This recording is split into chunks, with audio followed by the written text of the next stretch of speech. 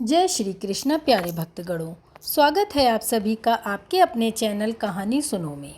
कहानी सुनो में आज हम आपको महर्षि वेदव्यास के जन्म की कहानी बताएंगे। कैसे ऋषि पराशर और एक नाव चलाने वाली सत्यवती से ऋषि वेदव्यास का जन्म हुआ।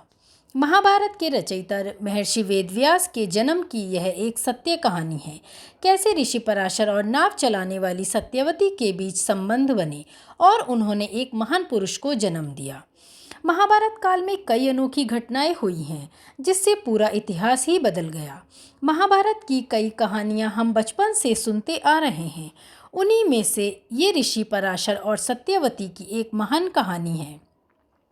ऋषि पराशर महान ऋषि वशिष्ठ के पौत्र और शक्ति मुनि एवं अधशयंती के पुत्र थे। ऋषि पराशर के पास दिव्य और अलौकिक शक्ति थी। उन्होंने वैदिक ज्योतिष की रचना की। उन्होंने कई खूंखार राक्षसों को भी मार गिराया था। सत्यवती को एक अप्सरा ने जन्म दिया था। उस अप्सरा को मछली बने रहने का श्राप मिला था, इसलिए सत्यवती के शरीर से मछली की गंध आती थी। उसे गंधवती भी कहा गया। सत्यवती का पालन पोषण एक केवट के द्वारा किया गया था। पौराणिक मान्यताओं के अनुसार एक बार ऋषि पराशर यमुना पार करने के लिए सत्यवती की नाव में सवार हुए। नाव को सत्यवती चला रही थीं। उसके रूप को देखकर ऋषि मोहित हो गए। ऋषि पराशर ने सत्यवती के सामने सहवास का प्रस्ताव रखा। सत्यवती ऋषि पराशर के साथ सहवास के लिए तैयार हो गईं, मगर उसने ऋषि के सामने कुछ शर्तें रख दी। सत्यवती ने कहा कि अगर ऋषि इन शर्तों को पूरा करते हैं तो वह उनके साथ सहवास करने के लिए तैयार हैं। सत्यवती की पहली शर्त थी कि उन्हें सहवास करते हुए कोई न देखे।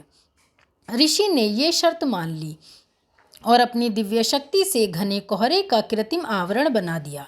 सत्यवती ने फिर कहा कि उसकी कौमार्यता किसी भी हालत में भंग नहीं होनी चाहिए।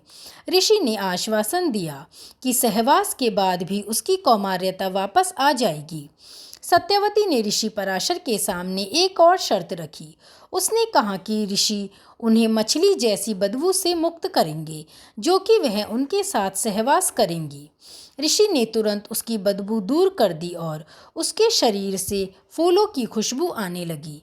इस तरह ऋषि पराशर और सत्यवती के बीच सहवास हुआ। सत्यवती ने फिर एक पुत्र को जन्म दिया। वही आगे जाकर महर्षि वेदव्यास के नाम से विख्यात हुआ। वेदव्यास ने ही महाभारत की रचना की।